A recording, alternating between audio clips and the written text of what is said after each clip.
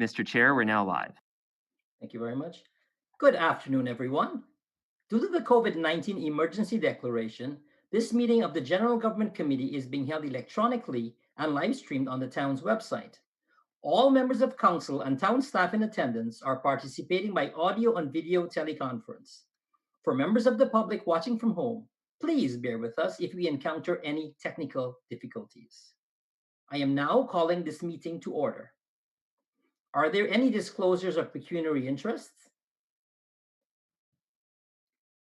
Seeing there's none, there are no disclosures. We are now moving into our main presentation, the 2021 Capital and Operating Budget Workshop, presented by Diane Valentin, Director of Finance, Treasurer. Ms. Valentin, you have the floor. Thank you, Chair. Today, January 11th, we'll be walking through a budget education session with council and with staff, public.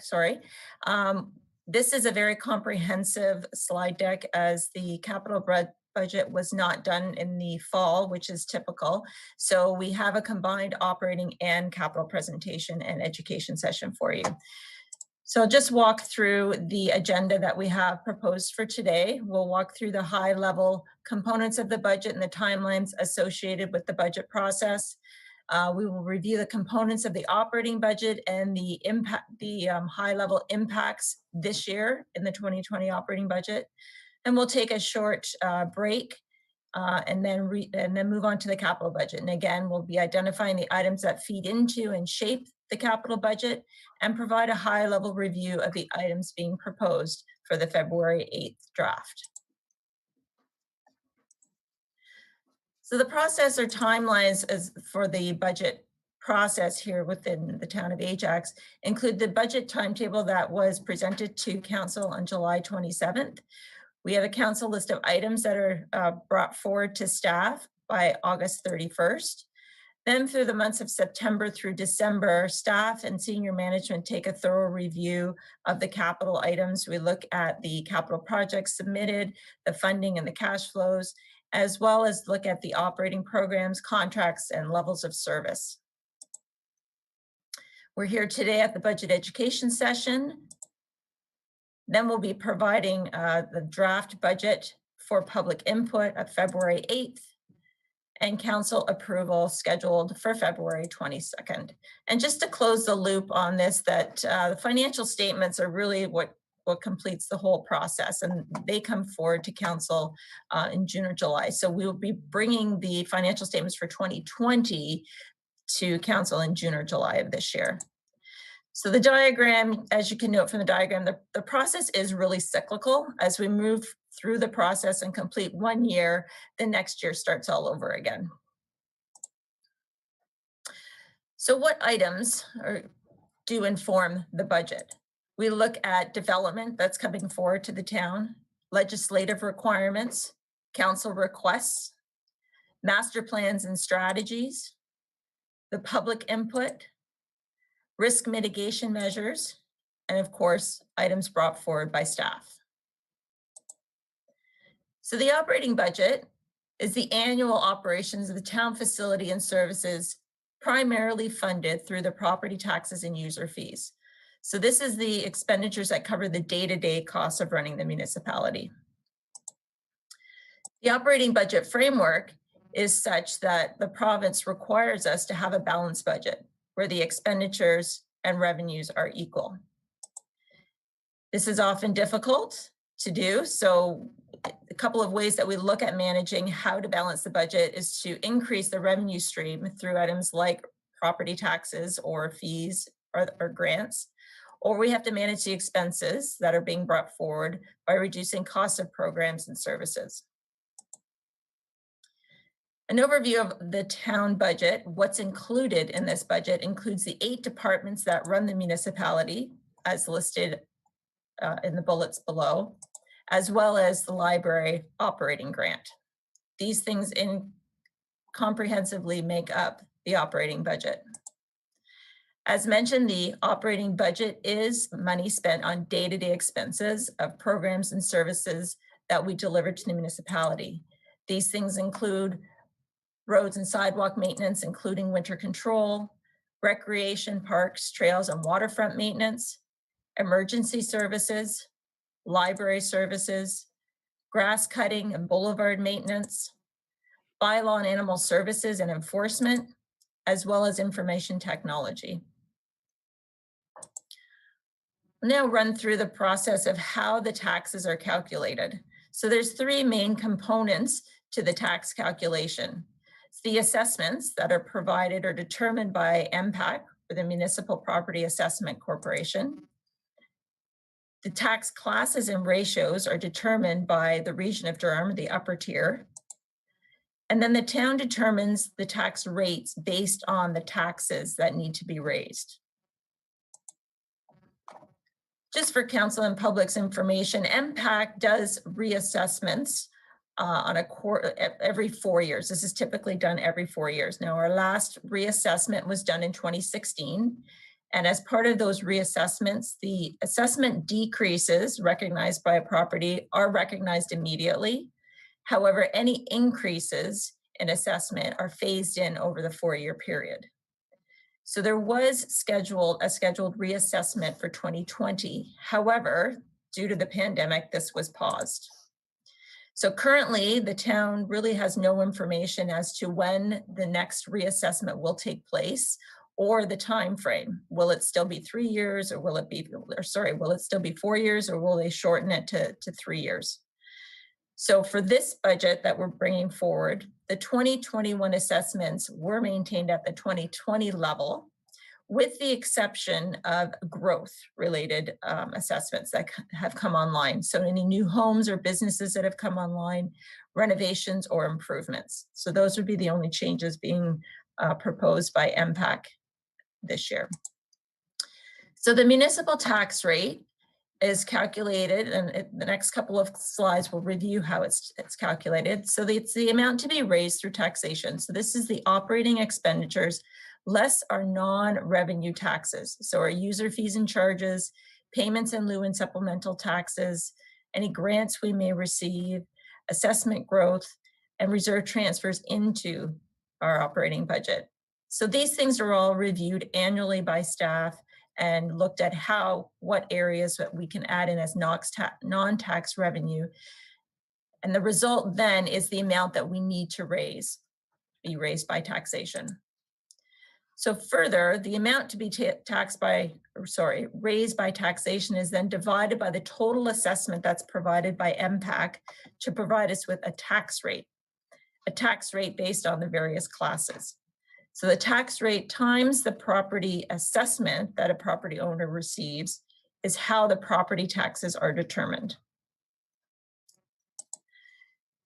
Now, the operating budget is made up, as discussed, of non-tax revenue items, but just as a diagram here would identify that we're still collecting about 81% of the revenues are taxation. Like to ensure that the public and council are aware that the tax bill that the town collects does include portions for the region of Durham as well as the province for education. And the services, this slide just outlines the various services that those 3 areas do cover. So as an example of a property tax bill from 2020, we took the average assessed residential home in 2020 that had an average assessed value of $486,600. And so they would receive a bill of $5,205. This would have been last year's bill. And based on that $5,205, only $1,611 is a municipal share. $2,849 is collected on behalf of the region, and $744 is collected on behalf of the province. So just so council and the public are aware that we do collect, the town is responsible for collecting the taxes on behalf of the region and the school board. We are required to pay the region and the school board 4 equal payments through the year, and this is based on the calculated amount that is billed out. Oops, my apologies. And just to bring to council and the public's attention that the town is required to pay these installments regardless of our collections. So even if we don't collect from the property owners, we are still required to pay those amounts to the region and the school board. Just a quick snapshot of the various property taxes classes here within the town of Ajax. So you'll see that 85, almost 86% of the assessment is residential. The various tax classes within the town include 3 residential, which includes the multi-res, 12 commercial tax classes, 6 industrial tax classes, and 2 other classes, farm and pipeline. Now I'll move into how the budget is developed. So staff look at the base budget, and we start with the prior year budget. We remove one-time items, costs and revenues that were identified in the prior year. We review all the maintenance contracts and the pricings. We adjust prices for inflation, adjust the quantities for growth, identify new one-time purchases that are being required for the given year. And of course, we have to review legislative new changes in legislation. And we look at any service level adjustments. We add new items that were introduced in the prior year. So we'll refer to those as annualization. We had operating impacts of capital projects that have been brought online. We'll review the impacts from approved strategies and plans. We assess council requests, and we add any new business cases. So finance will do a final review after the various departments have submitted their information. We'll verify that the accuracy of the submission and its consistency with current year results. So we look at the current year actuals. We also look across departmentally to ensure that there's consistency across departments on various programs. We apply risk mitigation strategies. We then consolidate the budget and prepare the budget analysis and reports. Once it's all consolidated, it's reviewed by the senior management team, and then the draft is presented to council. We have the public meeting, and then we look for council approval. So we'll look at some of the items that are driving the 2021 operating budget. There were an annualization of 2020 council decisions. So there were staffing recommendations that were brought forward last year, an expanded winter control, and IT strat plan. Last year, is my understanding that council approved a transfer from the stabilization reserve to help with the tax rate increase. So that is also an impact, as that amount needs to be made up in the 2021 operating budget. We continue to have CIP, or Community Improvement Plan, grant obligations, labor agreements, salaries and associated costs, legal matters, and assessment review board decisions. So assessment review board, it does have a significant impact on our budget. The biggest impact is typically from commercial and industrial facilities that appeal their assessments. So this can take years to resolve, and the issues become when there's a write-down of the assessment and the requirement to pay back taxes. And this can be in the hundreds of thousands of dollars. This also resets and adjusts the weighting between classes. Within this operating budget, we're also providing for the elimination of any Provincial Offences Act revenue. So this is money that typically would come through the region. So the region has advised us that due to escalating costs that they're incurring, that we should not anticipate any of these revenues for 2021. Our user fees were frozen at the 2020 rates. And then we've implemented new traffic bylaw enforcement and a new waterfront management strategy that we're proposing through this budget to move forward with.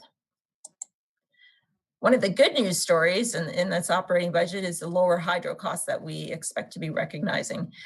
This is due to the provincial decrease in the global adjustment and the change in billing from time of use to a tiered billing. Also included in our operating budget are 3 grants that have been embedded in the budget, but typically these have been funded from our casino Ajax revenues. So I just wanted to bring it to council's attention that these are the 3 items that will be brought forward in the 2021 budget, just for council's discretion. If, you know. Other items that will be impacting this 2021 budget, operating budget, include the costs associated with the current pandemic. We have the need for personal protective equipment, and we're adjusting the way that we are providing the services to residents and business owners. We are ensuring that staff are distancing, so oftentimes we have to limit staff to vehicles, office space, work from home requirements, virtual events and meetings, online payment options, electronic document submission. We have enhanced cleaning measures that we have to adhere to. And we have staff dealing with self-isolation in the event that they may have been exposed to a positive case. Additional bylaw enforcement requirements. We have, when we are able to offer recreation programs, we have to reduce the class sizes. And we have the need for enhanced cybersecurity. So a couple other things that are being brought forward in this operating budget are 2 business cases. And these are, one is for the continuation of the IT strat plan, and the other is for an automated speed enforcement. And what we've identified here is the 2021 estimated costs that will be identified within this budget and the tax impact. And it looks like we're missing a number here. This should say 2022 annualization amount. But we've got question marks here beside the automated speed enforcement because it's really in its infancy stages right now. We don't have a lot of full information. I'd like to pause at this point, Chair, to offer the department heads who are looking at these business cases to provide maybe a little more information. So I'm wondering if Director Cooper for the continuation of the IT strat plan would like to make any comments. Go ahead. Oh, thank you very much. Yes, sorry, I didn't mean to interrupt you. I just said you're welcome. Okay. Yes, I do have about 5 minutes worth of comments, if that's okay. So I just wanted to take this opportunity to talk a bit more generally about the way in which technology is contributing to this year's budget pressures, primarily on the operating side, but a little bit on the capital as well. And I will talk at a higher level about the business case that'll be presented to you as part of the budget, but I don't intend to get into the weeds of that today until it's been provided to you and you've had a chance to absorb it. So at last year's budget workshop, I did have the opportunity to speak to the then forthcoming IT strategy and the budget pressures that we knew it would bring. And as of now, we're about 1 year into delivering on that IT strategy. And frankly, because of Council's willingness to invest in its priorities, I'm really proud to say that we remain on track in delivering on its objectives. And in fact, our growing technology team has been able to deliver on a number of really critical technology initiatives that were not necessarily identified in the short-term objectives of that strategy, but made necessary because of COVID. So things like work from home enablement, various online services for our customers, et cetera. So as you'll recall, one of the key findings within the IT strategy was that historically, there's been a real glaring mismatch or a disconnect, if you will, between what we expect from IT services, we being staff, council, the public, and the way that we've historically resourced and funded it. So that has changed as a result of this council's recognition of technology and innovation as a priority throughout the pages of our corporate strategic plan, but it's been more than just words on a page. This council, if I can put it bluntly, has really put its money where its mouth is. And last year, this council made significant investments in our technology division. And I can tell you that the change in my mind has been remarkable. Our most important IT projects are properly resourced. They're moving along on schedule. The projects that had been limping along for years and years are now well on their way to successful completion. the IT group is happy, they're focused, and they're accomplishing more than ever before. So, my promise and my commitment to you and to my senior management colleagues when we were presenting the IT strategy was that you would be able to see the fruits of those investments. So that the idea that if I'm going to ask you and expect the town to keep investing in these technology initiatives, then we need to keep delivering and showing you the benefits of that investment for the corporation, for our customers, and for the constituents that you serve. And I think that we've done that over the last year. So it's my hope that that investment will continue and that we can keep showing you what we can do. So just to take you back, the IT strat plan identified that our base layer, our infrastructure layer, was going to require significant upgrades before we could start adding new technology that the end users would see. And so much of 2020 focused on that. And although that work is continuing, we will start very soon seeing the fruits of our labor in that we now have that, the proper systems, updated infrastructure, and that solid foundation on which we can provide some of these more exciting solutions. So, what you will see in this year's budget proposal is a business case requesting, among other things, 3 new IT staff. So these are the only staff requests that are being put forward by senior management this year, and that request is consistent with the staffing plan that was presented to you as part of the IT strategy and endorsed. So that would have been roughly a year ago.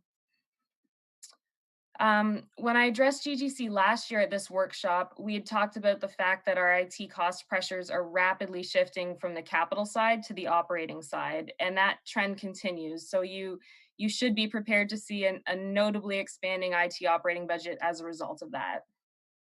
And that's driven by a few things, mostly a shift in licensing models to subscription based rather than that sort of one-time purchase model. So the best example of that will be Microsoft 365, but there's certainly other ones. This is a trend that is not going to reverse itself.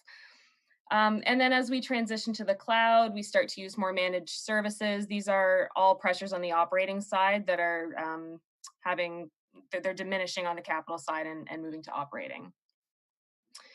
You will also see a number of capital project submissions, and those reflect the projects and initiatives that were identified for 2021 in the IT strategy. Nothing in there will surprise you. It's all initiatives that were identified within the plan. What I do want to take a moment to stress is the interconnection between those projects, the ones that we've identified in the budget, and the staffing requests. When we did the IT strategy, we took great care to make sure there was alignment between scheduled projects and the project management resources that would be needed to deliver them. And that balance between software acquisitions and the staff that we would need to properly support those softwares on a continued basis. So just to give you an idea, right now the technology division has 33 in progress projects, 19 approved projects that have not yet been started, and 26 project requests from departments that are just under review. I've reviewed those. The majority of them are, in my view, projects of tremendous merit. Some of them are not even like nice to haves, they're must haves. And I share this just to demonstrate that the project list exceeds the current capacity of the division to deliver. And there's a lot of really excellent projects of value in that pile that are basically ready and waiting to be advanced as soon as we're able to assign resources to them. So the staff proposed in this year's budget will enable the technology group to successfully deliver on projects like Microsoft 365, the big NG 911 project that we'll be doing in the fire department. Another project you'll see is digital plan submission for planning and development services, as well as a number of other high priority projects that I'm really confident are going to bring easily observable, tangible value to our customers. But they do depend on the additional staff in order to be actioned and delivered. So that's just a bit of a primer. You'll get a lot more detail on, as you review the budget submissions. But my comments today are really intended to just help explain how technology is such a big contributor to the pressures this year, and probably will be into the future, but also just to remind ourselves of the importance of continuing to invest in this area if we want to, stay on track with delivering the IT strategy. And with that, I do just want to once again take a moment to thank the senior management team and council for your support of the Technology and Innovation Division. And really for the foresight that you've shown in recognizing technology's importance in helping the town to function as a modern, smart, efficient corporation. And I mean, I've been with the town only 10 years or so, but this support, as I see it, is truly unprecedented in the town's recent history. And I really hope that we have the opportunity to just keep showing you all the good that we can do in that area. So thank you. And those are my comments. Thank you, Ms. Cooper. Ms. Valentin? Thank you. And I think I'll ask Mr. Grieve if he would like to speak to the automated speed enforcement program being brought forward. Thanks, Diane. I'll tee it up for John, and then John can fill in any blanks. So through the chair to the rest of council. So similar to Nicole, a business case will be coming forthwith through the budget submissions on the automated speed enforcement. And staff are still continue work on the necessary steps to prepare for the implementation of the ASE program. But as you can see on the slide, all the figures that are associated with the ASE program have a question mark behind them. So although staff have taken the steps to put in place community safety zones and put the signage in place in order to establish the ASE program within those community safety zones, as well as the deployment and securement of permanent speed boards within this area. The project keeps evolving with the partners that have already implemented the project. And even after staff reporting on the ASE back in September of 2020, new information is coming to light on this project as our partners at the region further entrench themselves and involve themselves in the automated speed enforcement program. And staff in Ajax through John's group have continually had conversations, whether it be with the equipment provider or the region of Durham, or whether it's through the Joint Processing Center or these other entities that really help support this type of program to ensure that the program's carried out in the most efficient way. You know, staff have learned many things since September on this project. We've learned that there's a significant amount of staff time that's required to manage the day-to-day operation, and it's much higher than what we had originally anticipated. And as a result, we'd be seeking through the business case the need for a contract employee has been identified in order to help ensure that this program is properly carried out and monitored by town staff as it's carried out and deployed. Other program costs have also been refined, and this is based on input and feedback that we've gotten from the region. And John can speak a little bit more about that. But also the region's advised us that the town shouldn't expect to see any revenues from this program. In recent years, administration and other costs have used up revenues. I think Diane mentioned early on in her presentation with regards to POA offenses, and that the town shouldn't expect any revenues coming through that stream. So the ASE program is expected to do the same based on our conversations with the region. I'm not going to get into the details with regards to the numbers because we've already gone over a lot of those numbers with council at our various updates as the various versions of the ultimate ASE program have come online, whether it be the community safety zones and those types of items. But through this, we've also confirmed that the town will also be responsible for paying portions of the startup costs associated with setting up the Joint Processing Center.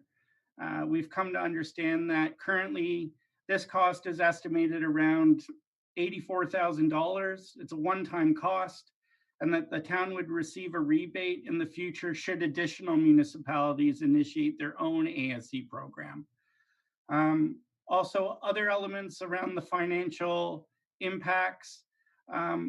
Most of them are based on assumptions. And because this program is in its infancy with a lot of regional municipalities, this is something that has, just kind of been in staff's mind as we've carried through with the implementation of the program. Um, Again, we have to be cognizant that as we move forward and uh, bring the business case forward through the budget, that once these agreements are signed with the partners, specifically the camera provider, will be responsible for paying that contract for the years that we've signed through the contract. So if it's a 4-year contract and whether the cameras are being used or not, we're paying for those. So that's another element that comes into play when considering the ASE program, as well as the other agreements that are associated with this. And these are the agreements that we would enter into with MTO and the City of Toronto. And these are with regards to the ticketing components that are associated with the ASE program. Now, John, is there anything else that you wanted to add to that before we move on? I don't think so. I think that's a good summary. As you said, I think what we learned related to revenue is is something new and something significant. That we should proceed with the expectation of zero revenue coming back.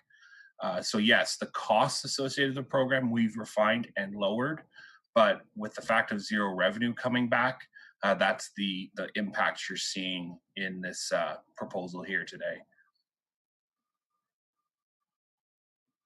Back to you, Diane, if there's nothing from council. I'd like Regional Councillor Crawford has a quick question. Would you like me to wait until the end, Councillor? Yes, we don't have that much longer to get to that break part, and That's then we fine. do the questions. Okay, That's fine. thank you. Proceed, Ms. Valentin. Okay, thank you, Chair. So as identified and as spoken to by staff, these are two business cases that will be presented separately as separate line items in the tax rate proposal coming forward. As council is likely aware that the province did allocate funding to municipalities under the Safe Restart funding. I think I'm considering this as phase 3. In phase 1, in early part of 2020, the town received $2.3 million.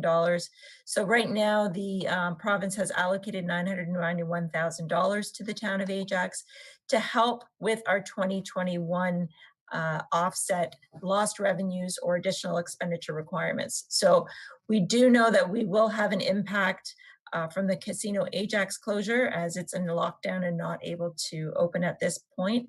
But we will also have additional COVID-related expenditures and lost revenues. So we'll utilize that funding, similar to how we use the phase 1 funding, to help offset some of these holes that we will be recognizing.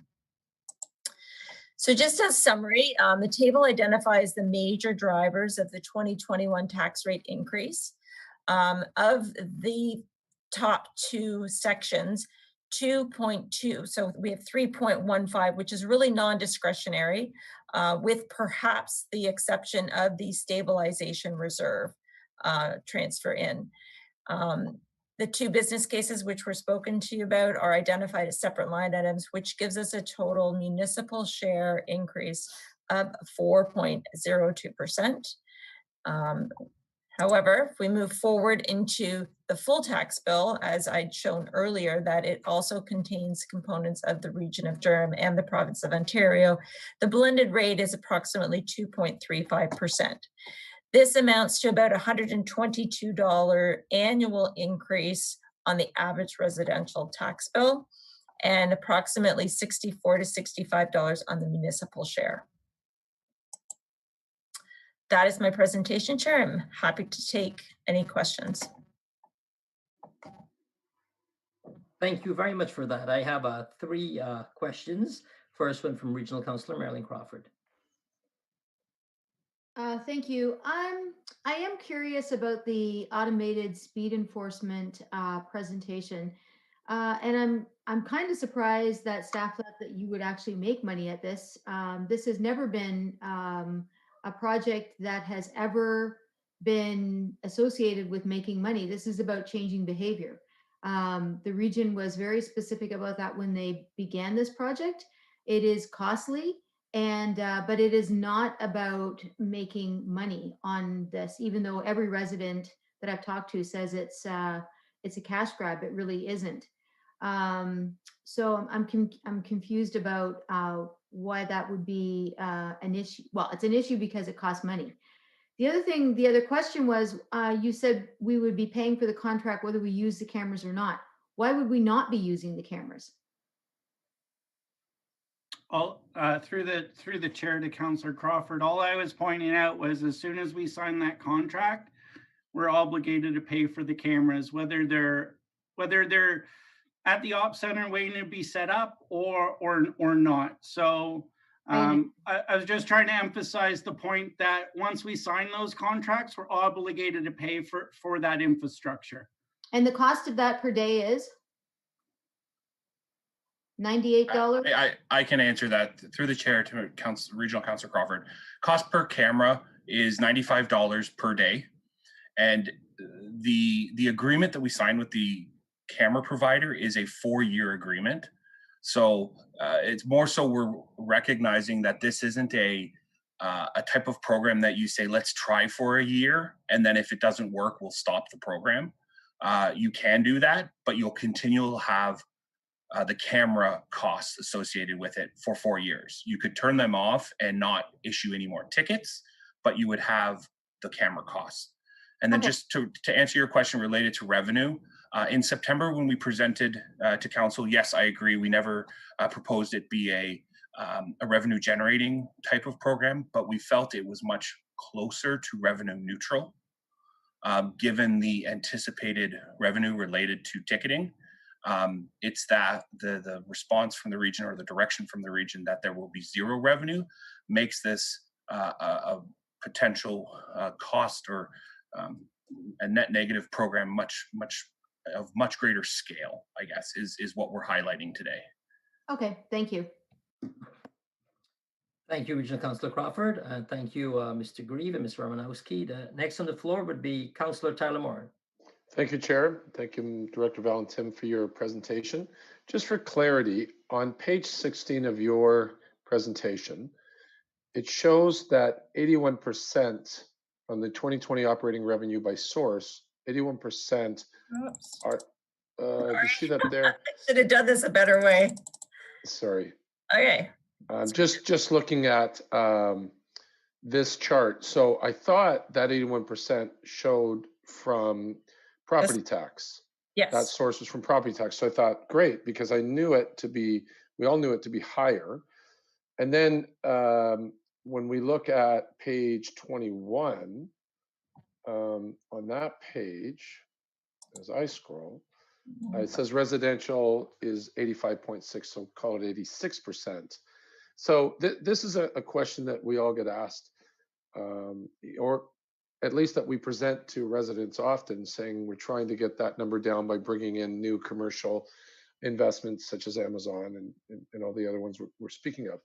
So is it 86% from residents or is it 81% from residents? Because I'm hoping it's 81.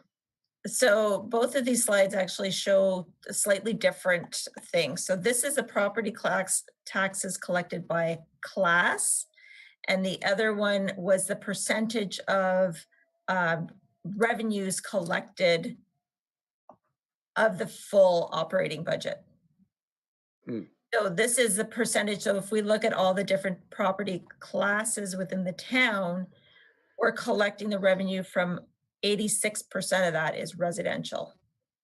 Okay, because I think it's always been, and other members of council could speak to this, Mayor Collier, it's always been around 86, 87%, I think, for a number of years. And I'm just hoping maybe in the future that that percentage starts to drop as we bring in more commercial and industrial into the town, doing it the right way. But I don't know if there's a correlation between those two things. So through the chair, last year's residential percent was 84.37. So our residential has actually gone up a little bit. And I think this stems from some of the assessment review board appeals that were settled, which I had mentioned when we do have these appeals, they're mostly on the commercial and industrial side, which then takes their value down and then shifts the assessment and then passes around. So although we have had a few of the industrial come online, like Gordon Foods, it's still with those, I think, assessment appeals that were settled, it's showing that shift. Yeah, and I understand that you've constantly got to be double checking and putting in fresh numbers to accurately. Okay, thank you so much. You are welcome. Mayor Collier, floor is yours. Thank you, Chair. Thank you for the presentation. So let me pull up my notes here. I'm just going to go through your slide on page 32, starting with the library grant. I thought there was a fairly substantial surplus with the library this year. Through you, Chair, there is.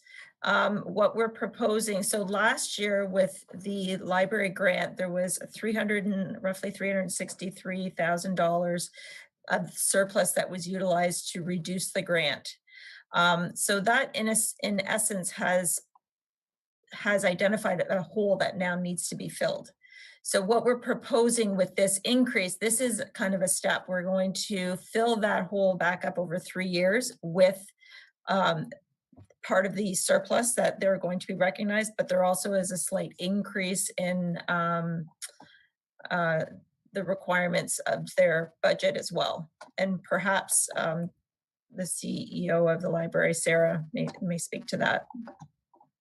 Well, yeah, I would appreciate that because I don't see the library returning to full use till probably September at the earliest.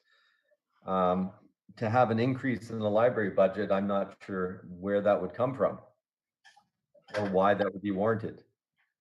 Well, through the chair, what I would say is if the issue becomes if we decrease that amount of the grant, when they do come back to full operation, there's a bigger hole to climb out of.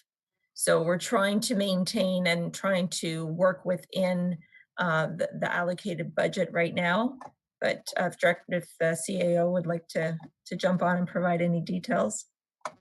Okay, just before that, when are we going to see the breakdown of these numbers? When are we going to see the actual budget? So the budget will come forward February 8th. It will be posted on our website on February 1st. And our hope is to get it to council by January 29th for review. Okay. Is that all, Mr. Mayor? I thought, I thought we were going to get some more information about the library increase. Ms. Spazler, please.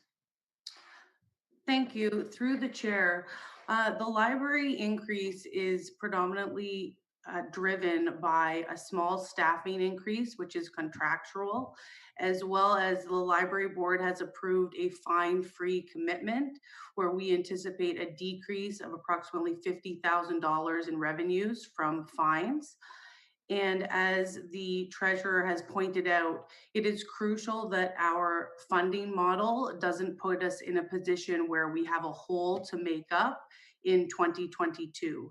So we are trying to present a funding model where we can be responsive to change should reopening allow us to open sooner. Why would you be waiving fines at all? This is not a required program. If people want to come and take out a book and don't return it in time, they should pay the fine. It shouldn't get transferred on to the rest of the Ajax taxpayers. There has been a lot of research to suggest that fines disproportionately affect those from lower incomes and racialized communities. And this actually discourages the use of libraries, which is against the sort of fundamental mandate of the library. Also, you'll note that fines per item are a relatively small revenue stream. So oftentimes the cost associated with collecting that fine from a staffing perspective actually is greater than the fine that you are receiving. Well, it's still $50,000. $50,000 is $50,000. Do you have that study? I would like to read that, please. Yes, that study can be provided. There was a report that went to the library board that can be shared with council as well as the mayor, and I'd be happy to move that forward. Thank you. I just have a really hard time getting my head around why one group would have more trouble returning a library book than another group based on race. If I could respond to that, it is generally the accessibility of libraries. So you were talking about a physical item. And so not everyone has access to transportation. Not everyone is able-bodied. And there are multiple studies. Ajax is not the first to present fine-free from its library board. This is a movement going on across Canada, and there are over 200 libraries in Canada that have gone fine-free. Okay, I don't know. I need to read this study because this is seeming like a much bigger issue to me, because if I have my name to reserve a book and we don't have fines, therefore there's no incentive for people to return the book. Somehow they got there in the first place to pick up the book, but now they're not returning it, which puts out the next person. I'm not understanding it, so I'll need to read that study. So please share that with all members of council at your earliest convenience, please. Thanks, Mr. Mayor. CEO Baker would like to make a comment. Sure.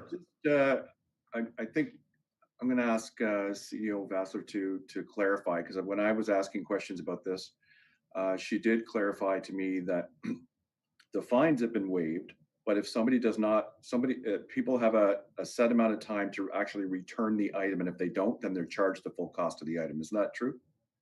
That is correct. There is a due date on the item, and if it is not returned 2 weeks after the due date, the customer is charged in full for that item. This is also a direction from the library board to waive fine freeze. But if you're going to charge somebody, if you can't collect the fine, how are you going to collect the cost of the whole book?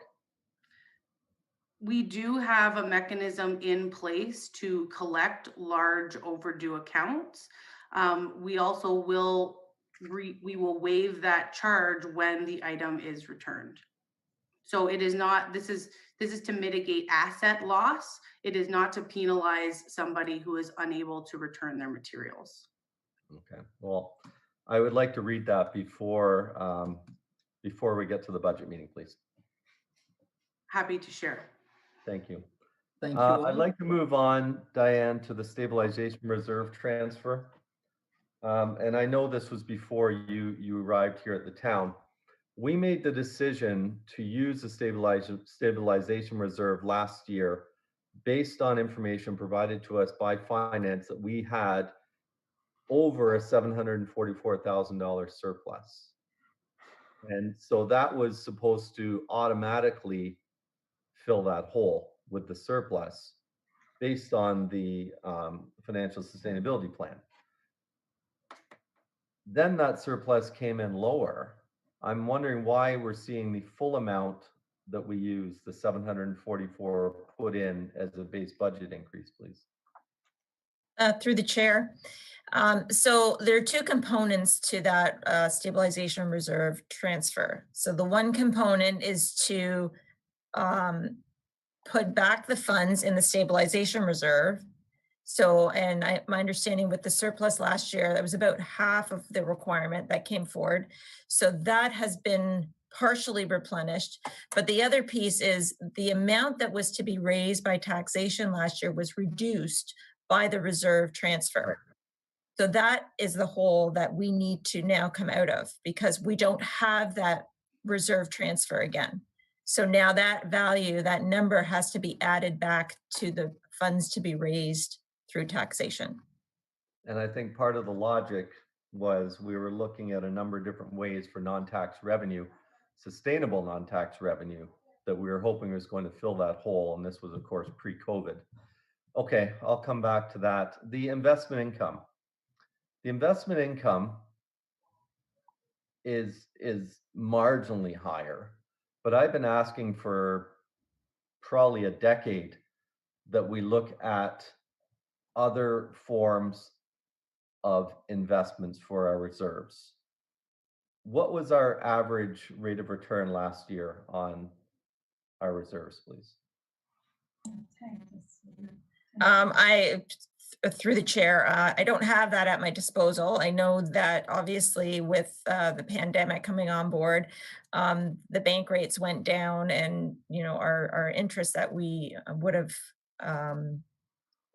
earned had gone down substantially.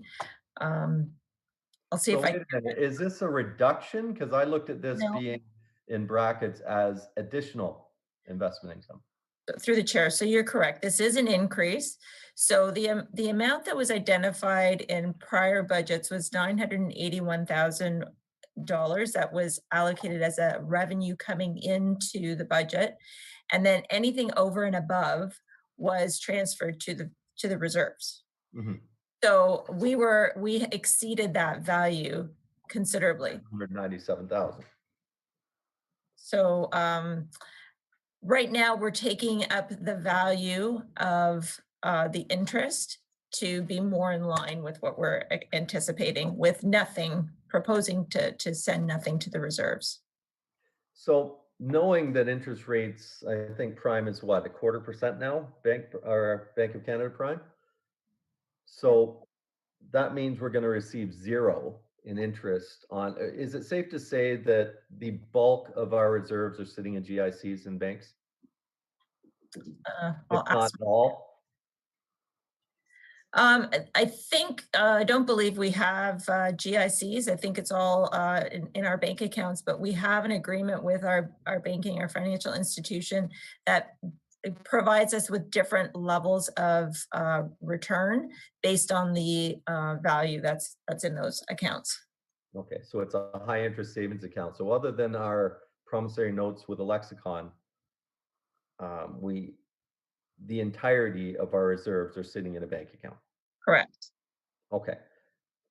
As I said, I've asked many, many times when a report of some sort is going to come forward showing us some other options, because sitting in a bank account making zero or very close to zero is not going to get us where we need to be over the long term. When is that coming forward, or is there a report coming forward?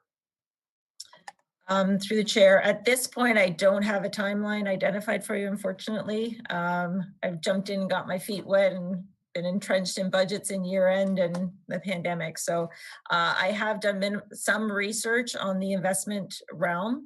I did a seminar on Investment 101 with the One Investment partner.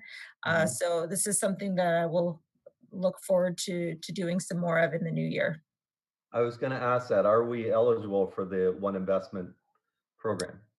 So I think there's, from my understanding, two components of that. We've got, yes, we are eligible to invest in components of the One Investment.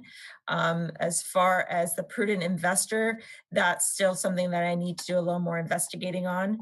My understanding is once you're in as part of the prudent investor, you cannot get out of it. So I want to make sure that it's, the direction that council wants to go down. Okay, I need to see that information sooner rather than later. I mean, we can't be having millions of dollars sitting and doing nothing for us.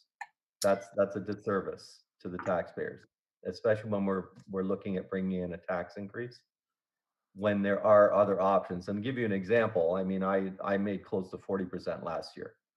So there's a big difference between 40% and 0%. And that's not in an overly aggressive, crazy type of high equity, going to lose a lot of money thing. That's a fairly balanced approach.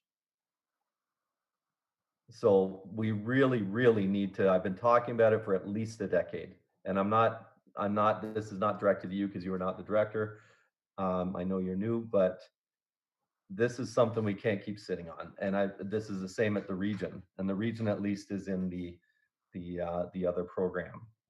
So how long do you think it would take to prepare a list of options and report back to this council for alternatives for our investment portfolio?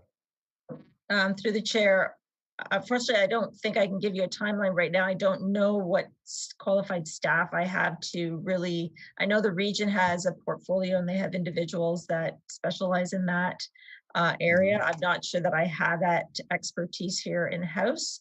So I'd like to have some time to review that first. Okay, moving on to the annualization of the 2020 approved positions. How many of the positions that were approved last year were actually filled? Because we did have a hiring freeze for the majority of the year. Through the chair, I believe, I don't have the exact figures in front of me. Not all of the positions were filled in 2020. I'm guessing maybe 3/4 of the positions were filled. There are some that have been identified to move forward partially through 2021. But these are the positions that actually were filled. That's the annualization. Okay, so this 0.91%, the 659 represents the annualization of only those positions that were filled. Correct. Okay, because from memory, that looks like the full amount. I seem to remember we were carrying forward almost a 1% increase this year based on approved hirings in last year's budget. I can go back and look, but So, pretty sure. as a correction, that's part of that is winter control. But positions that have been filled or in the process of being filled. So these are the annualized amounts starting Jan 1. But if they're in the okay.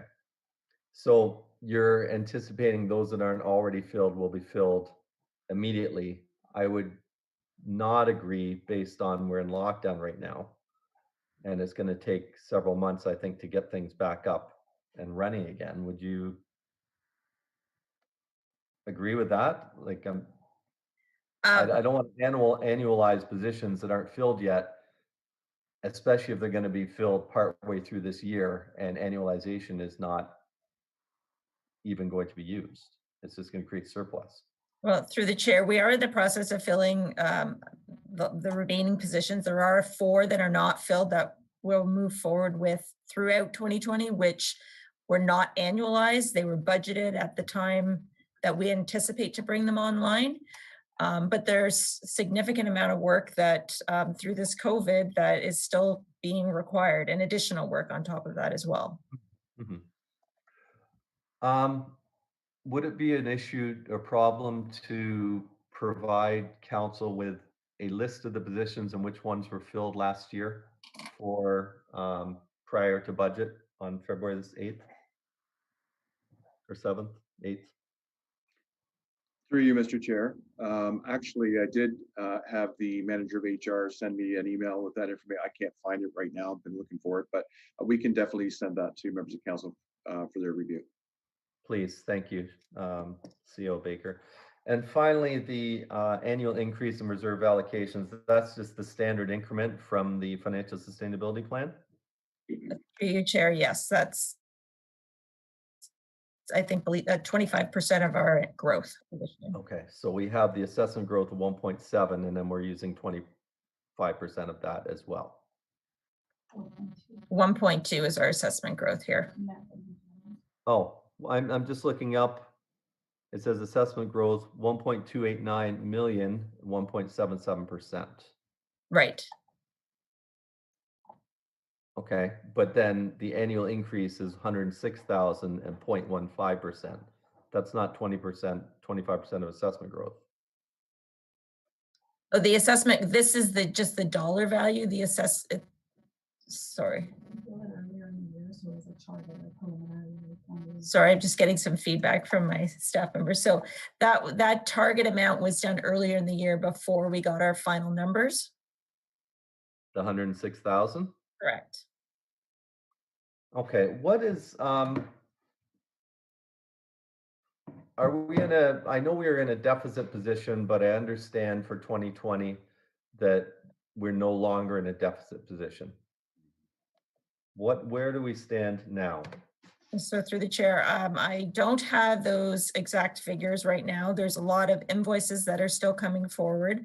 I can share with you that we were anticipating a deficit of over $700,000, and then that did not include anything from a lexicon. So we were able to, we did receive the lexicon revenues in December, which has then brought us likely out of the deficit. However, we are still seeing invoicing coming in and some invoicing from Q2 that hasn't been brought forward yet. So it's really difficult at this point in time to say where we're going to land. Okay, do you know how much we received in the in dividends? I don't remember. I'm just trying to find the report. 1.2 million seems to ring a bell. Okay, so that would give us approximately 500,000 surplus for last year. Based on nothing else happening. Yes. But, okay. I'm trying to understand, because the lexicon wouldn't affect the operating. Right, Well, so even with the lexicon, we would still have an operating deficit, wouldn't we? Through the chair. So what was identified is the casino and the lexicon transfers to the reserve were included in that figure. Okay, so you're counting that money as the transfer from operating. Correct. Okay. When do you think we will have that number? Will we have that exact number before budget, February? Sorry, did you say the 7th or the 8th? The 8th. The 8th. No, unfortunately, we're still collecting invoices from departments at that point and processing them. So we leave our year end open until early February. So we're still collecting invoices. So we won't have that figure, unfortunately.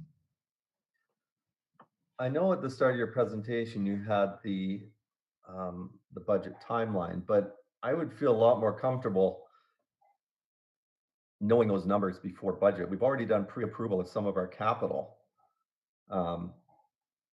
Is it a problem having the budget later on when we actually have those final numbers? By postponing the budget longer into the year actually postpones any new programs coming online, and it just pushes them down and it stalls them. Okay, well, I don't really see a lot of new programs coming online right now until we get more through COVID. Well, we do have IT programs that are coming online, various other programs. They are. So what we advise staff is that the regular day-to-day maintenance would move forward until budget's approved. But there are items that are new items that are brought forward in the budget to help staff do their programs that we do wait for council approval to move forward. Okay. All right. Thank you, Ms. Valentin. Thank you, Chair. Those are my questions. You're very welcome, everyone. Before we move on to the next question, CEO Baker was trying to interject through the question and answering, and I'd like to give him that opportunity to have the floor, if you will. You're on mute, sir.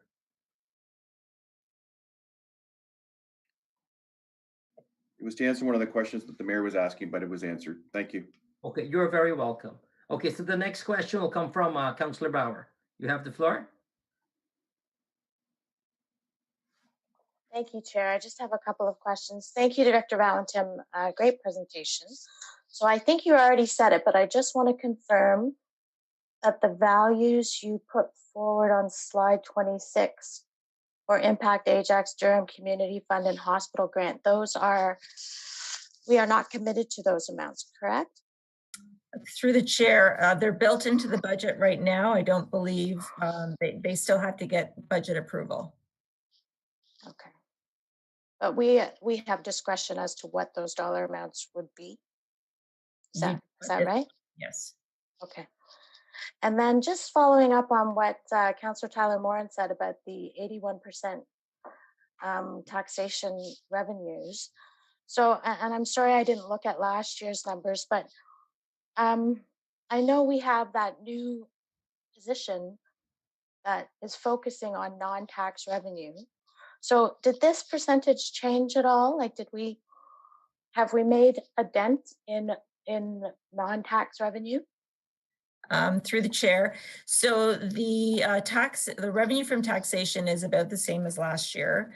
So the planning fees for 2021 are identified as higher, but council through, I think, the October report froze the user fees and charges at the 2020 rate. So that's showing a little bit of a decrease collectively. And there would be a slight increase in the investment income for this year as well. So no, the taxation, the percentage of revenue from taxation has not really changed since last year. Okay, and what about as a result of the new position that we hired, specifically looking for money through grants, etc.? Is that counted as a non-tax revenue? So through the chair, that would be accounted as a non-tax revenue. I believe that there's a report coming forward shortly to identify the grants that have been approved and the grants that have been applied for. A lot of the grants that we've recognized, the larger ones anyway, are capital related. Right. On the capital side.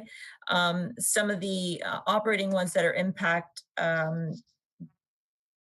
they would have been accounted in these figures, yes. Okay, thank you. And on slide 24, one of the operating impacts that you mentioned was legal matters and assessment review board decisions. So, like, how much, like, what kind of dollar amount are you talking about? So I believe for the assessment review board decisions, I think we had a budget this year of about $425,000, and we exceeded that. We're over $600,000 that we've paid out this year. Wow. Okay. Okay. Thank you. My other questions were answered. Thank you very much. That's it for me, Chair. You are welcome. Regional Councillor Sterling Lee. Thank you, Chair. Thank you, Director Valentin. My questions are keeping on the legal matters assessment review board decisions. Is this publicly available information that someone can go on the town website and find? I don't. That I'm unsure of. I'm not sure if I have any tax staff on the line here with me. I don't. So we don't publicize the tax rolls. Typically, when we were open, that the public had the ability to review our tax roll books, but this information is not provided on our website at this point. We are investigating whether we can move forward with that, but I don't believe, due to privacy issues, that we're in a position right now to post that. At least post the amounts, I guess, would be helpful, just so that our residents know what's going towards legal matters and assessment review board decisions. I understand you can't post specifically, hey, person ABC did this, but I think it'd be helpful information to know just the regular, how the sausage is made, so to speak, on the municipal level, of like where the money goes. Sometimes that is beyond our control. My next question, I think Councillor Tyler Moore touched on it, was the inclusion of Google and Amazon towards our commercial tax base.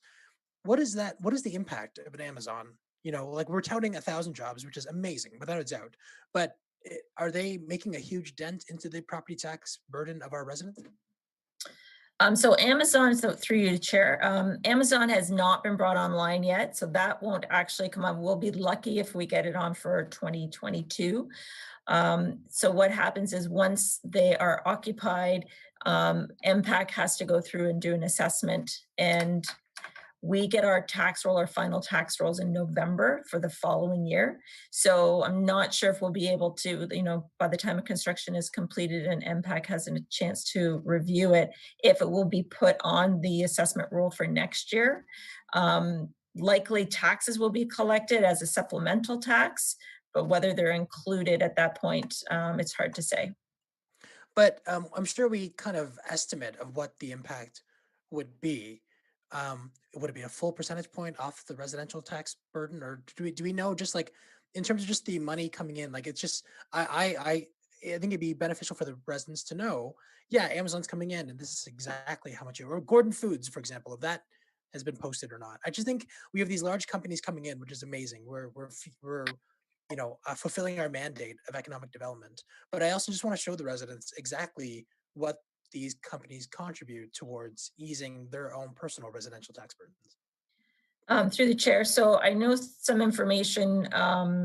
We did do some high level estimates. Unfortunately, I don't have that information in front of me right now.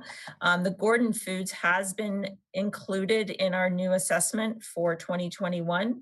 But as I discussed, any of the assessments that have come forward from other establishments have somewhat negated that because their assessments have gone down. So MPAC will come forward and provide the assessments, and then they're challenged. And sometimes these things can take up to 4 years to resolve.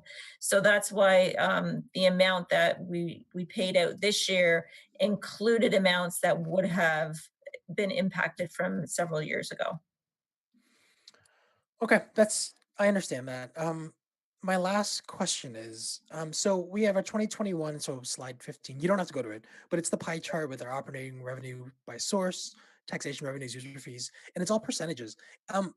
Would it be possible to get these in dollar amounts, just so that, again, our residents understand the amount of money that we are talking about when we say taxation revenues is 81%? What does that mean in terms of dollars? Yeah, I can definitely do that for the budget presentation. I think it'd be incredibly helpful, because ultimately, if you go just to the last slide that goes the breakdown and the increase that we're seeing, CAO Baker had kind of briefed council before this, just saying that this is a very slim budget. We are operating very tight with very minimal increases, very little staff increases. Like, this is as slim as we could possibly get it, understanding all the constraints. And so I think it just helps if we give these total amounts, we give the story to the residents, because it's not going to frivolous means. This is just to keep the town running. And I think our residents often forget that during tax season.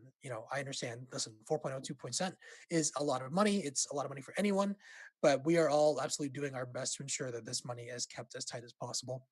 I've also agreed with the mayor in terms of our investment income. I've even asked you the question numerous times, and you've also explained how, if we see a loss in our investment, then it's obviously impacts it, in a very negative way. So I just think there's a happy medium between, just this standard money in the bank situation and the 40% the mayor is getting.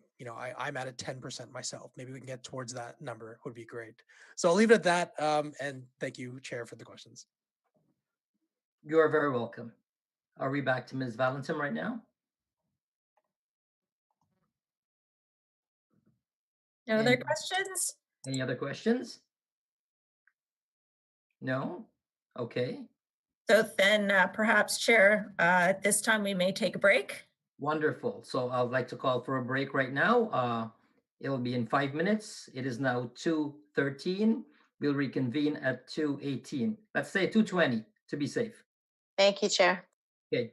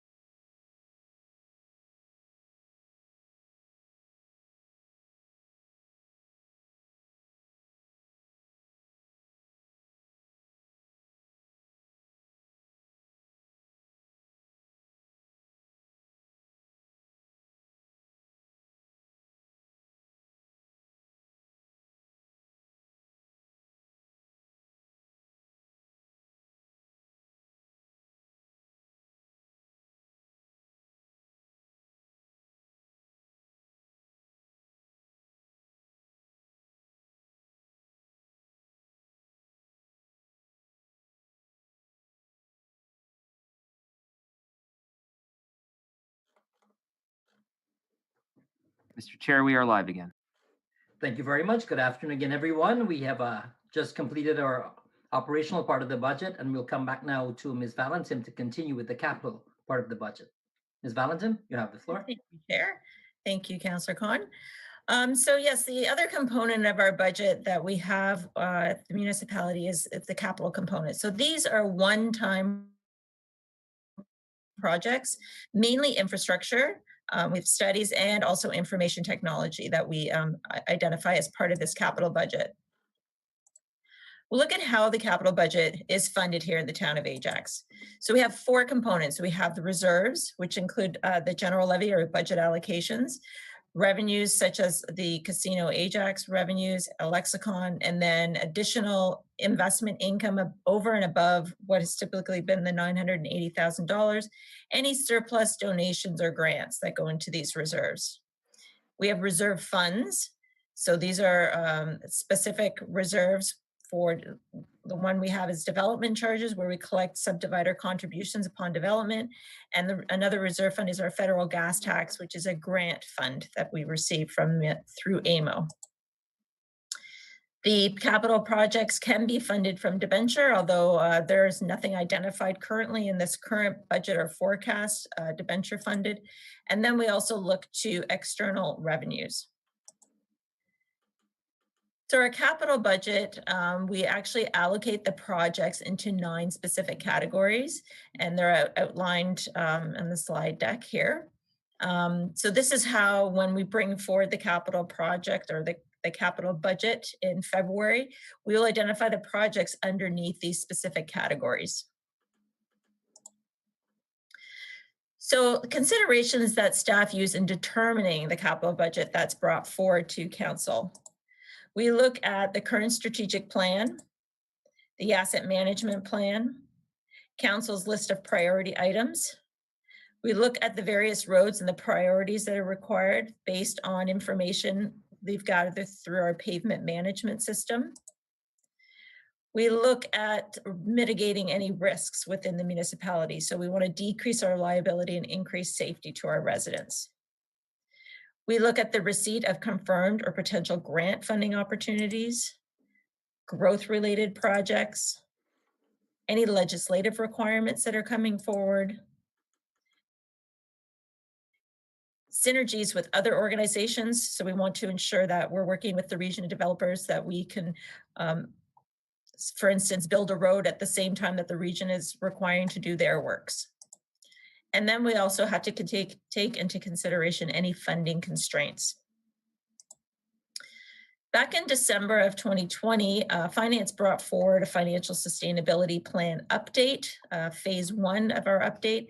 And this was basically to identify some administrative updates to the FSP. So the financial sustainability plan does help steer our budget program. So some of the administrative updates that we're proposing, so this report was deferred to January 18th meeting. So just so council is aware of the recommendations that we're bringing forward. So we included the addition of a federal gas tax policy. So this is not something that we had in the past, so something new, and it helps us to meet the requirements that are outlined under our AMO funding agreement. We have the addition of a new risk mitigation reserve that was approved by council through the insurance report brought forward in October. So this is mainly related to the dividends that we'll be receiving through the Durham Municipal Insurance Pool. We've looked at the expanded definition and uses of the stabilization reserve. So I believe there's a lot of discussion last year with regards to the uses of the stabilization reserve. So we wanted to expand that definition to include emergency operating expenditures or uninsured losses arising from extreme weather events, natural disasters, or public health emergencies. Additionally, to include any funding shortfall as a result of assessment appeal losses that are expected in the year. So looking at those things, that's one of the proposals that we're bringing forward under this update. We want to look at expanding the uses of debt for the municipality, as currently to allow for greater flexibility. Currently, the debt policy, as I'll refer to in a later slide, is basically just for facilities and buildings. And the town has pretty much, I think, we have built the extent of the facilities that we will require. Additionally, there was a recommendation to make some adjustments to the capital expenditure control policy that would allow unbudgeted and emergency projects to be funded from the associated asset reserve. So currently, when an unbudgeted or emergency project comes forward, it's typically funded from the capital contingency reserve. The capital contingency reserve is also utilized as the town share of most of the grant funding that comes forward. So we would propose to continue to utilize the capital contingency reserve for the town's portion of the shared federal provincial grant programs. But we would like to make that adjustment to other unbudgeted emergency projects to be funded from the associated asset reserve. So just as a snapshot, the capital contingency reserve was the opening balance in 2020. We started at about $1.6 million. Due to the projects that came forward this year, we're looking at a closing uncommitted balance of only $311,000. And the capital contingency reserve typically is replenished from this operating surplus, and it has had a target of $2.5 million. Additionally, in the financial sustainability plan, it defines spending caps for 6 of our reserves to 65% of the annual budgeted revenues that go into these reserves. And these spending cap guidelines were instituted. The intention was to save for future projects or larger projects that would come online. Through the Ontario Regulation 577 or 588.17, I believe what it is, we do have a financial requirement now to prove how we're going to or identify how we're going to allocate funding to items in the asset management plan. Although we had a spending cap guideline of 65%, when we look back over the last years, the actual split was more close to 88%. And this was due to some of the larger projects that were brought forward, so the replacement of a fire vehicle and the renovations due to some roofing projects. So within the budget and forecast that we're bringing forward to Council in February, the 2021 budget does meet the spending cap guideline with the exception of the vehicle and equipment reserve, and this is due to the replacement of a large fire vehicle. The 2022 to 2025 forecast at this point does not meet those spending cap guidelines. So there are several reasons why this has come to be. First of all, there's less revenues going into the reserves. We have several large infrastructure repairs identified in the forecast, such as parking lot resurfacing, another roof replacement, and we have accessible pedestrian countdown replacement, as well as several bridge repairs and replacements. This chart only provides the year-over-year change in revenue going into the capital reserve. So you can see from 2018 down to our current budget that we're bringing forward in 2021, that the total transfers or revenues going into the reserves for capital have started to decline based on the reduction that we're anticipating for the casino revenues. So this is a year-over-year change. So in actual fact, the change from 2018 to 2021 is $2.7 million. So less money going into the reserves based on those funding caps automatically provides for less funding into the program. The 2021 allocation to reserves, as noted in the chart, you can see the general levy allocations, the slots, and the lexicon on how it's allocated to the various reserves.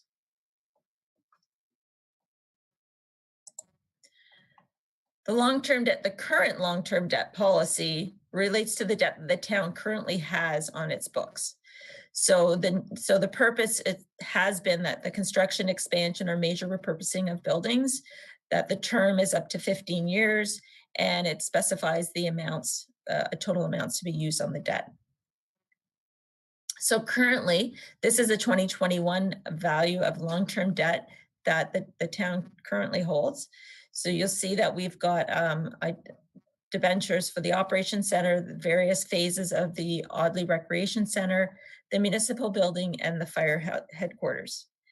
And the Operations and Audley Rec Center are funded from the general levy, whereas the municipal building and the fire hall are funded currently from the debt reduction reserve. And that reserve is funded, solely from the slots revenues. So the long-term debt, the carrying costs that will be incurred in 2021 for these debentures is about $2.9 million. As noted, approximately 1.1 million will be funded from the debt reduction reserve, and 1.8 million is built into the general levy, the operating budget. There are various studies and master plans that are at different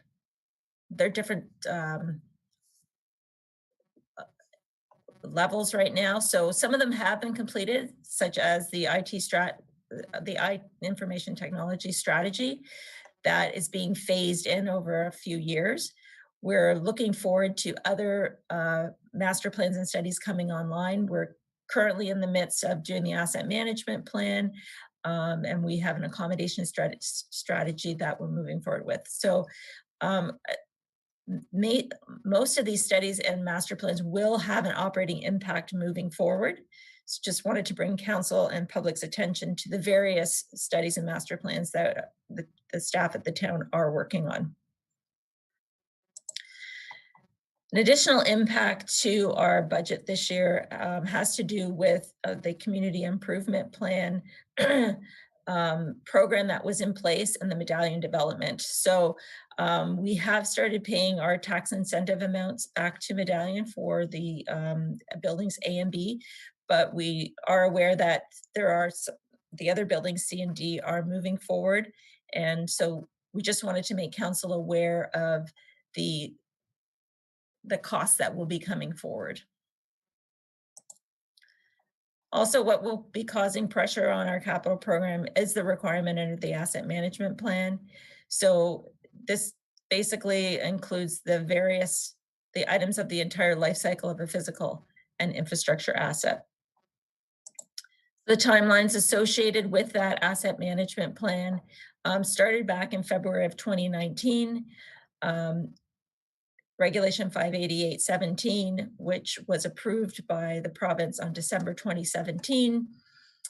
We awarded the level of service component in June of 2019, and the proponent right now is continuing to work on the requirements under that program. So the legislative deadlines associated with this regulation, we do have a requirement to publish our asset management plan for core assets with the existing levels of service by July of this year. Then we have 2 years to look at all of the remaining assets. And by July 1st of 2021, the town is required to publish an asset management plan in greater detail for all infrastructure assets with the proposed levels of service, risk profile, and a financial strategy.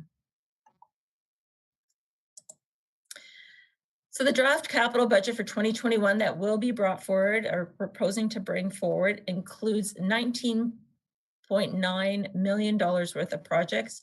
And this is the allocation of the projects based on those 9 categories that I provided to you at the beginning of the presentation.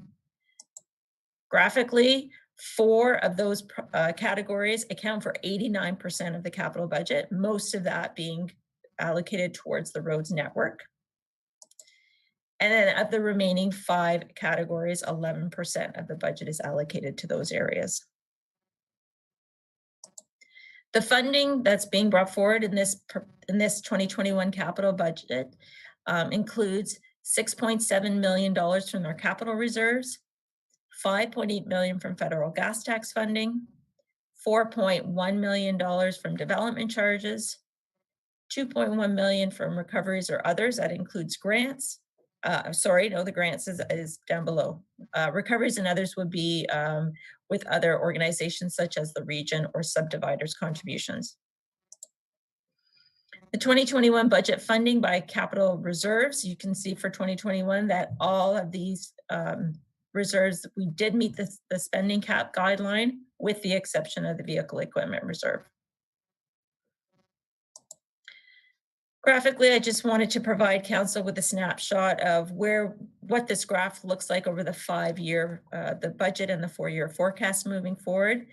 You can see that with the exception of the strategic initiatives reserve, all of the other reserves actually exceed the 65% in total, and some of them actually exceed the full amount of revenues going into the reserves. Now, based on the priority projects identified by staff and the limited funding, we acknowledge that there will be difficult decisions ahead of us to ensure that assets are being maintained. It can ensure also that the forecast is reviewed annually during the budget process. Another asset that I just wanted to bring to your attention is the stormwater management. So currently, the funding source for the maintenance and repair of stormwater assets was through the subdivider contributions. So revenue that we would receive upon development applications. Most of our stormwater facilities are starting to require more repair and maintenance. They hadn't required in the past. So we're starting to see now that we have a funding deficit moving forward. And so in the absence of another funding source, I just wanted to draw council's attention to this, that these projects that will be required may be required to be used from our other reserves that are currently feeling pressures. Also included in the budget are it's revenue for federal gas tax.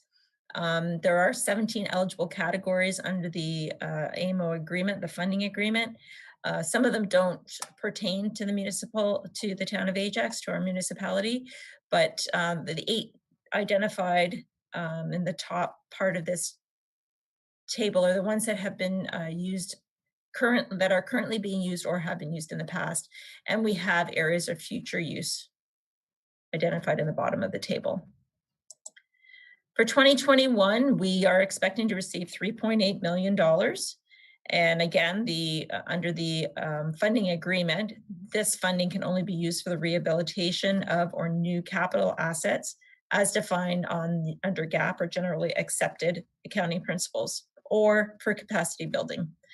The funding under this agreement must be used within 5 years, and we do have an annual reporting requirement where we have to prove the outcomes or the outputs of the assets that we have used the funding for.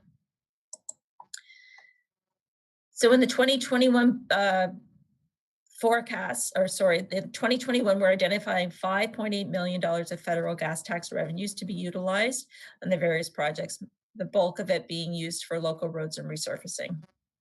So we have 1.7 million that will be used for facility upgrades and energy retrofits. 120,000 has been identified for walkway and park lighting structural review, and $100,000 towards electric vehicle charging stations, of which I believe that is a grant. We're also receiving, I think, a $30,000 grant to complete that project. Just wanted to remind council of the pre-budget approval accounts and some of the projects. There are 2 projects here that are multi-year projects. The first one being identified as the replacement system Next Gen 911 that was identified in the 2020 budget. So there is a component that's coming forward in 2021. And then the Roslyn Road widening Church to Westney has been cash flowed over the 2 years. And then the other items within this table here are identified that were brought forward in December and received council's pre-budget approval to move forward. Some of the highlights I'd like to point out with regards to the budget as well as the forecast, including some of the studies that we'll be looking towards. The accommodation plan, we're looking at that again in light of COVID. The fire master plan, we continue to do work on the the asset management plan. Some of the roads that are included in this forecast, the budget and forecast, include the Rawson Road widening, Admiral Road reconstruction, which is a rebudget item, accessible pedestrian signals and traffic signal countdowns, as well as traffic calming measures. And then the community amenities include cricket, clubhouse, pitch, and parking lots improvement, which has been identified for grant funding, Mulberry Meadows Neighborhood Park, St. Andrews improvements, and council chambers AV equipment upgrades. The next steps I'd like to draw your attention to are the publishing of the budget document, which we will be publishing and putting on our website on February 1st of 2021.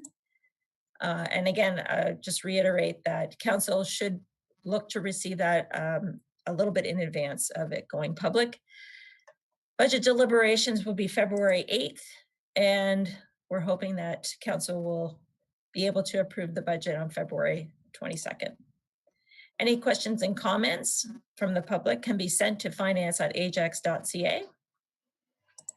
And Mr. Chair, that is my presentation, and I'm happy to take any questions.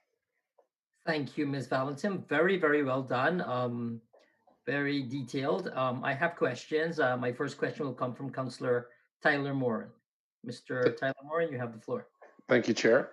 And thank you again, Director, for your insight. On page 47, I see 2021 long-term debt at 17.4 million. Is there a set interest rate for that amount that we owe, or does it move depending on when it started and how long it's got to go before being paid? Is there a set interest rate, or does it vary? Through the chair. So they all have different interest rates that are set at the time that the debenture is issued. So we are, all of our external debentures are done with the region. The region also papered any internal, but that's all laid out when the debenture is taken on. Okay. You mentioned, did you say that you didn't anticipate any new builds, as in, were you referring to something at the size of Audley Rec Center? Did you say that? You weren't anticipating? Yeah, I believe that, I mean, things can always come online, but as far as my understanding, I don't believe that we have any other facilities identified as being required in the town at this point. Okay, that's good.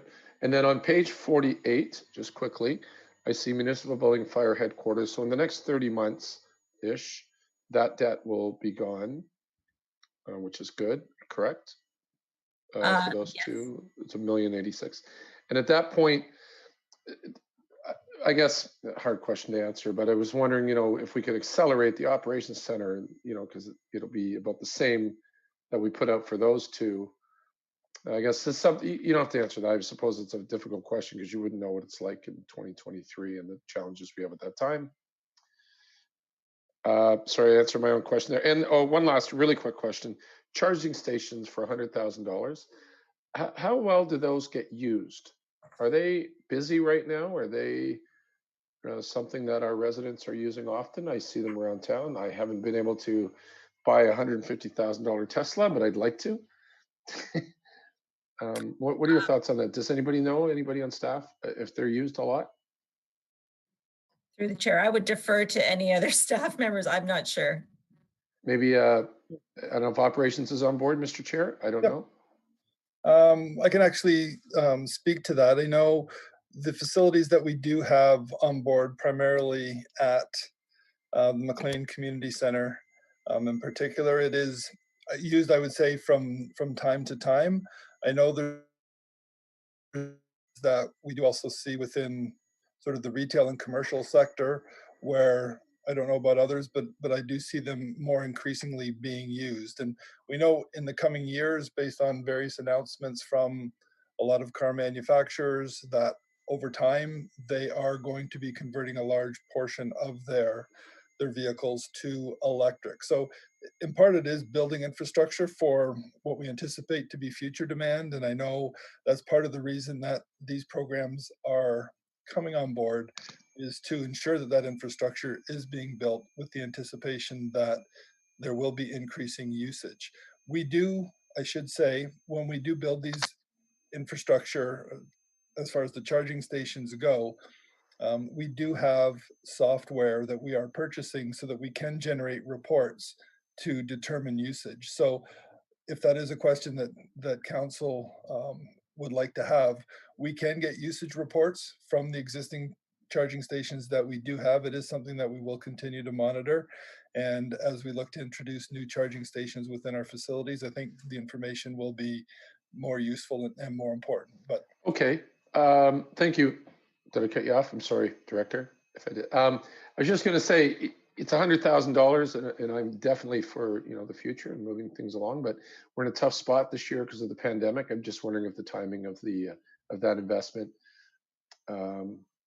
just something for all of us to think about. But thank you so much for your answer. Well, I will note through the chair that this is funded from a grant. So this is funded from, so there's a portion that is, I'm not sure exactly what the grant name is, but we're getting $30,000 from that grant. But then the other part is also being funded from grant from our share of the federal gas tax money. I think it's $70,000 and or 70K. That doesn't matter. It's 30,000 is the other grant, and then our portion is 100. So the total value of that project is 130,000. Oh, okay. Well, I still question the timing, but not harshly. It's a question. Thank you so much. Thank you, Councillor Tyler Morin. I have a couple more questions, and first, I'd like to give the opportunity to Regional Councillor Dines. The floor is yours. Thank you. Just to go back with that question on the charging stations, Mr. Meredith might know, but I believe that you can go online if you have an electric car, you can go online to see where the charging stations are. And I believe that say our town hall, because it was situated on the 400 highway series, was one of those opportunities to put them on a map or on an application, if you will, now that you can get on your phone, to ensure that you know where they are and you have places where you can stop if you're planning a trip. Is that correct?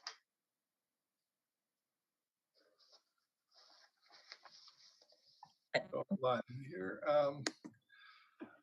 So there is an app out there where it will identify there's certain types of charging stations, and along the 400 series highways, you are correct. There is an app for those I guess rapid charging stations where you can on an app identify those. So if you're traveling larger distance, you can plan and book and secure certain spaces. It won't give you necessarily all of the smaller private ones that we may have at MCC or that Longos may have at their grocery store and those types of facilities, but along the 400 series highways, yes, you can find locations where you can charge your vehicles.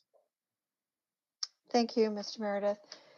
And I just want to go back to the slide on page 59 with the stormwater management. So it says currently we don't have any sustainable funding source, but we're doing the feasibility study. Will that study give us an idea of where that funding will come from? Through the chair, I believe Planning and Development will be coming forward with another report to offer as an option to council to consider. So previously, this has been discussed quite a bit with the previous council. So there was thought that maybe it shouldn't be added on to the tax base. It should be a separate user or separate fee. And I'm wondering if that's what may be coming back. And if so, if we look at what the differences really are, what the advantages are to that, if there are any. Through the chair, just at a very high level, one of the differences that could be identified is if you add a stormwater management fee to the tax base, you'll be charging it either as a flat rate, so everyone gets the same charge, or if it's based on assessment value. I think other mechanisms that we're trying to address are, is there an opportunity to bill based on land area and the amount of impermeable surfaces that are causing more of a strain on our stormwater system. So I think, if you do charge it on the tax base, you're limited in how you can allocate those charges. Okay, I look forward to seeing that. Sounds interesting. Thank you. That's it. Thank you. Thank you, Regional Councillor Dice. And last on my list for questions is Councillor Lisa Bauer. Please take the floor. Thank you, Chair. Yes, my question, Director Valentin, and I know we spoke prior to the meeting about it, and I thought the slide on page 58, or the slide 58, was really caught my eye. And so I'm just wondering, and my question was, have we ever been in this position before where we are consistently surpassing and largely surpassing the cap? And if we have been, how did we get out of it? What was our solve? Through the chair. So the financial sustainability plan was brought forward in 2006. And for the most part, I think staff have always brought forward a funded forecast. We're seeing some other challenges as we're moving forward now. One of them being the decrease in the revenues that are coming in to help fund this program. But we also have an increase in our assets. So we continue to grow as a municipality. We have more trails, we have more roads, fire services, vehicles. All of these things need to be replaced or repaired, and we're finding that there's more that's coming online. Additionally, the money going into as a budget allocation is about 25% of the assessment growth. And as the mayor pointed out, the amount that we have identified for assessment growth is actually, or the increase was actually based on a preliminary number. So it's much lower than what even the percentage of assessment growth would be. But that figure, that budget allocation or budget increase, is much less than the inflationary construction costs that are moving forward and that we're recognizing to fix and repair these assets. So there are several factors that are driving the change and the need to review this. I just wanted to make council aware of the pressures that we're feeling. There's some larger projects that are coming online as well. So significant parking lot repairs. In the past, some of these large projects we would have phased in over multiple years, but now we have more that are required. So even if we phase them in, we may have multiple projects. So we are having, the challenge is coming forward that there's bigger projects, more costly projects, less revenue going into the reserves. They're all feeding into, the pressures that we're feeling. So what I would reiterate to council, however, is as we bring forward the current year budget, we will ensure that it is a funded balance. So we just wanted to bring to council's attention some of the pressures that we're feeling moving forward on the projects that staff have identified as priority projects in the next 4-year forecast. Thank you. Thank you very much. You're welcome. Does any other member of council have any questions to Ms. Valentin? Seeing none, I must commend staff for creating such a detailed report. I have certainly learned a lot. And if there's no more questions, can I get a mover to receive for information? I see Councillor Bauer. Thank you. And finally, I'd like a mover to adjourn this meeting. I see. All those in favor? Chair, I believe we have to vote on the receiving for information first. Yes. I was supposed to go back to that again. So to move to receive for information, all those in favor? Aye. I see all hands. Any opposed? I guess not. That motion carries. And then I'll go back to the adjournment, and Councillor Lee had moved that. All those in favor? And none opposed? I see all hands. The motion carries. And this concludes our meeting. Good job.